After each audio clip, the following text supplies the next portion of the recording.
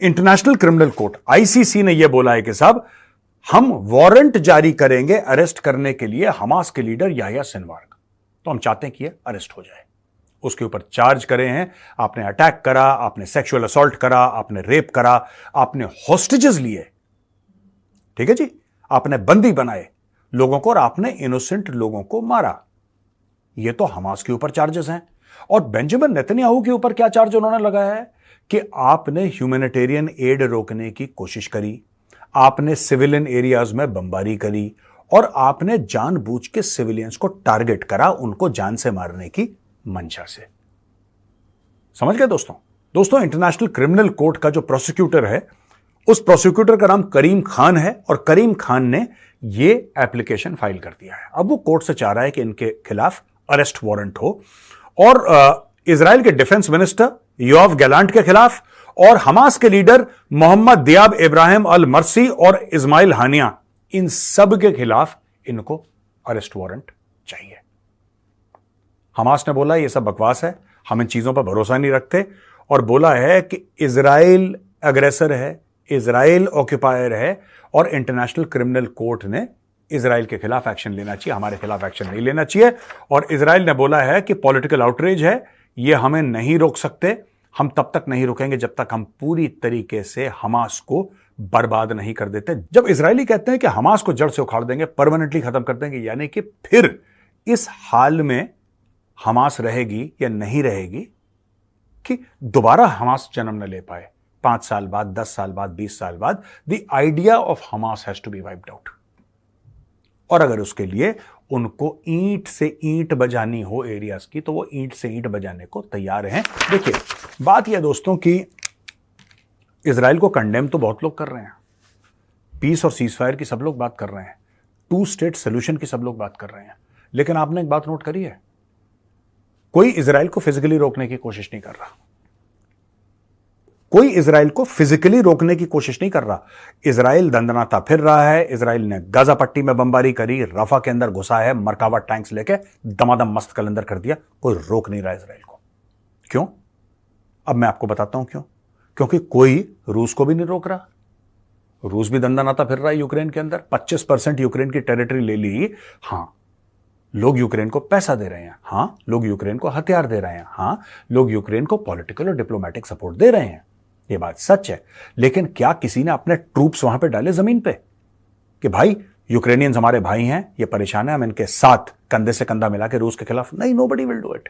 Similarly nobody will stop Israel. अब मैं आपको एक बात बताता हूं, ये कहना फैशनेबल नहीं है दोस्तों आजकल, ये बिल्कुल भी फैशनेबल नहीं है। लोग चाहते नहीं है ऐसी बातें करना, they don't want to talk about it. लेकिन मैं आपको बताता हूं कि कई लोग इस चीज में इजराइल के साथ खड़े हैं कि इनको ठोको। और इनमें सबसे ज्यादा जो इजराइल के साथ खड़े हैं, जो नहीं बोल रहे, बयानबाजी उनकी कुछ और है दोस्तों। ये सच्ची बातें हैं, मैं आपको बता रहा हूं, ये सिर्फ मेरा एनालिसिस नहीं है, this is the plain 100% truth. इसमें कई ऐसे मुस्लिम देश हैं जो मुंह से तो ये कह रहे हैं, जब आपको जबान से अपनी एक बयान देना पड़ता है औपचारिक रूप से, फॉर्मल रूप से, सबके सामने, कि यार ये बड़ा गलत हुआ फिलिस्तीनियों के साथ, ऐसा नहीं होना चाहिए था यार, हम कंडेम करते हैं यार, इजराइल बहुत गलत कर रहा है यार, बहुत गलत है, ये गलत है, इस्लामोफोबिया, फलाना ढिमका। दिली दिल में इनके लड्डू फूट रहे हैं, क्या ठोको इनको, इनको ठोको। ऐसा क्यों है दोस्तों? और हर एक चीज के पीछे लॉजिक होता है। ये जो पूरी लड़ाई है ना हमास और इजराइल के बीच में, और ये अटैक करना और वापस काउंटर अटैक, ये सब, ये इतनी आसान हिस्ट्री नहीं है। इसमें ब्लैक एंड व्हाइट नहीं, इसमें बड़े ग्रे एरियाज हैं, और इसमें मुस्लिम वर्ल्ड में सबसे ज्यादा ग्रे हैं। ठीक है, लोग परेशान हैं। अगर मैं आपको बताऊं कि हमास से, ठीक है, हमास से इजराइल सबसे ज्यादा परेशान है, लेकिन उससे थोड़ा सा नीचे अगर देखें कि कौन सी पार्टी परेशान है हमास से सबसे ज्यादा, which is really sick and tired of Hamas, और ये लोग कह रहे हैं कि ठोको इनको। हां, मुंह से ये भी कह रहे हैं कि इजराइल मत ठोको, मत ठोको, मत मारो इनको, तुम गलत कर रहे हो, मुंह से यही कह रहे हैं, लेकिन चुपचाप इजराइल को इधर इस घर में, ये पैलेस्टीनियन अथॉरिटी है, ये पैलेस्टीनियन अथॉरिटी है दोस्तों। 2006 में चुनाव हुआ था गाजा पट्टी में, पैलेस्टीनियन अथॉरिटी और हमास के बीच में, और लोगों ने हमास को जिताया, हमास चुनाव जीत कर आई। बाद में लोगों को एहसास हुआ कि ये तो दहशतगर्द हैं, लेकिन ठीक है, वहां पे एक इमोशन है इजराइल के खिलाफ, तो उस इमोशन को लेकर ये आगे बढ़ते चले गए। वहां पे रॉकेट लॉन्चर लेके और बम पटाखे लेके और रॉकेट लेके और लोगों को एक माहौल बनता है ना, तो एक माहौल बना वहां पे। लेकिन what is the fact of the matter यार दोस्तों? फैक्ट ऑफ द मैटर सिर्फ ये है कि ये सारे लोग नफरत करते हैं हमास से, लेकिन बोल नहीं सकते यार, क्योंकि आलम इस्लाम में जो इस्लामिक स्ट्रीट है, जो मुस्लिम स्ट्रीट है, वो किसी भी देश में हो, जो आम मुसलमान है वो फिलिस्तीन के साथ खड़ा है। आम मुसलमान एक छुआरा ना भेजे, आम मुसलमान एक छुआरा ना भेजे, खजूर ना भेजे, एक नया पैसा ना भेजे फिलिस्तीन, लेकिन दिल से साथ है। ट्विटर पे साथ है, फेसबुक पे साथ है भाई, फेसबुक पे पूरा साथ है वो फिलिस्तीन के साथ। चाहे फिलिस्तीन को अपनी पुरानी फटी हुई कमीज ना भेजे, फिलिस्तीन के साथ खड़ा है। और यहीं पे फिलिस्तीन मार खा रहा है, क्योंकि फिलिस्तीन को कोई पसंद नहीं करता। अब इन्होंने ये बोला है कि साहब आप इनको अरेस्ट करिए। क्या आपको लगता है कि ये अरेस्ट कर पाएंगे एक हेड ऑफ स्टेट को? आपको क्या लगता है? नीचे कमेंट्स में लिखिए। बेंजामिन नेतन्याहू का यही तो चाह रहे हैं कि पुतिन को भी कह रहे हैं अरेस्ट कर देंगे, अरेस्ट कर देंगे, अरेस्ट कर देंगे। आपको क्या लगता है? ये जो करीम खान है, ये पता नहीं कहां का रहने वाला है करीम खान,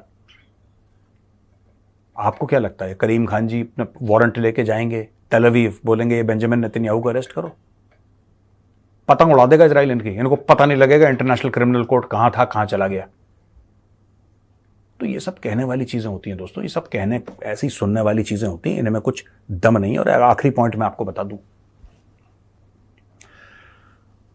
ये जो ईरान का राष्ट्रपति मारा गया और ईरान का फॉरेन मिनिस्टर मारा गया है,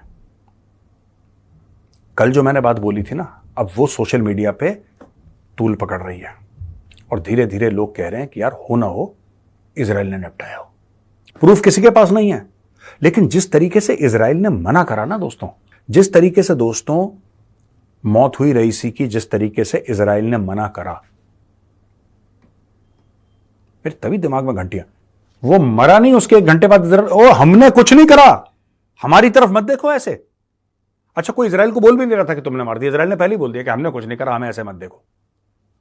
मैं आपको बार बार बता रहा हूं कि इसके अंदर इन्वेस्टिगेशन होगा, इसमें पता लगेगा कौन गुनहगार है, कौन इनोसेंट है, ये सब पता लगेगा। लेकिन मैंने बहुत पहले बोल दिया था दोस्तों, राइट, ये पूरा मैटर अब चेंज हो गया है। ये जो हमास के खिलाफ इजराइल की लड़ाई है ना, और जिस तरीके से राजनीतिक समीकरण बैठ रहे हैं पूरे मिडिल ईस्ट में, ये दो मौतों की वजह से, प्रेसिडेंट और एक्सटर्नल अफेयर्स मिनिस्टर, इनकी मौत की वजह से दोस्तों पूरा समीकरण बदल गया वहां पे। और सिर्फ तेल के दाम की बात नहीं कर रहा मैं, सिर्फ ऑयल प्राइसेस की नहीं। The middle east is heading towards another chapter of instability. ये मैटर शुरू हो गया, अब आप देखिएगा। और अगर इजराइल ने करा है, जो कि मुझे लग रहा है कि इजराइल ने करा है, तो इजराइल ने जान के करा है, क्योंकि इजराइल कब से कहता चला आ रहा है कि जब तक आप इनको नहीं निपटाओगे तब तक ये कलेश खत्म नहीं होगा, क्योंकि कलेश की जड़ी ये लोग हैं। ये मैं कई बार पहले कवर कर चुका हूं।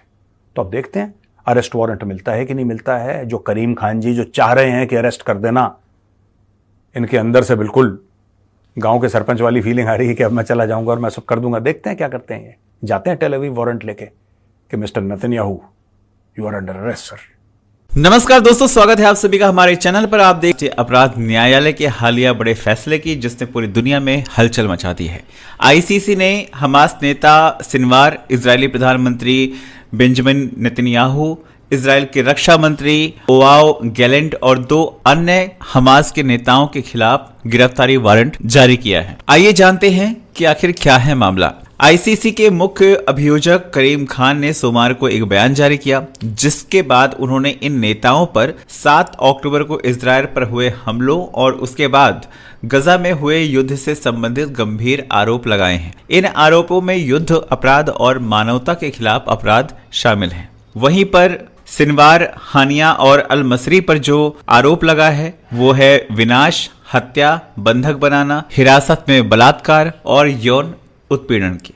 जबकि वहीं पर नेतन्याहू और गैलेंट पर विनाश का कारण बनने, युद्ध के तरीके के रूप में भूखमरी, मानवीय राहत आपूर्ति की अस्वीकृति सहित संघर्ष में जानबूझकर नागरिकों को निशाना बनाए जाना शामिल है। वहीं इन सब मसलों पर नेतन्याहू का क्या कहना है? उन्होंने इसको एक तरह से नया यहूदी विरोधी बताते हुए तीखा जवाब दिया है। उन्होंने कहा कि ये एक तरह से ऐतिहासिक अपमान है इजराइल का। इजराइल हमेशा से एक न्यायपूर्ण लड़ाई लड़ रहा है और जिस तरह के आरोप उस पर लगाए गए हैं ये पूरी तरह से निराधार और बेतुके हैं। वहीं पर हमास के जो अधिकारी हैं वो भी इस फैसले से खुश नहीं हैं और उन्होंने भी आईसीसी अभियोजक की निंदा की है। साथ ही इन सब मसलों पर अमेरिका का भी रुख बिल्कुल साफ रहा है। उसने भी इसको एक तरह से शर्मनाक बताया। अमेरिकी विदेश मंत्री एंटनी ब्लिंकन ने कहा कि हम अभियोजक के इजराइल और हमास के बराबरी के आरोपों को खारिज करते हैं। साथ ही उन्होंने चेतावनी दी कि इस निर्णय से संघर्ष विराम वार्ता और मानवीय सहायता में वृद्धि के प्रयास खतरे में पड़ सकते हैं। वहीं पर आईसीसी के न्यायाधीशों का एक पैनल अब इन गिरफ्तारी वारंट के आवेदन पर विचार करेगा और ये देखना होगा कि आगे ये जो मामला है वो किस दिशा में जाता है। आपका इस पर क्या कहना है आप कमेंट करके बता सकते हैं। आपको लगता है ये कदम सही है या नहीं, कमेंट करके ज़रूर बताएं।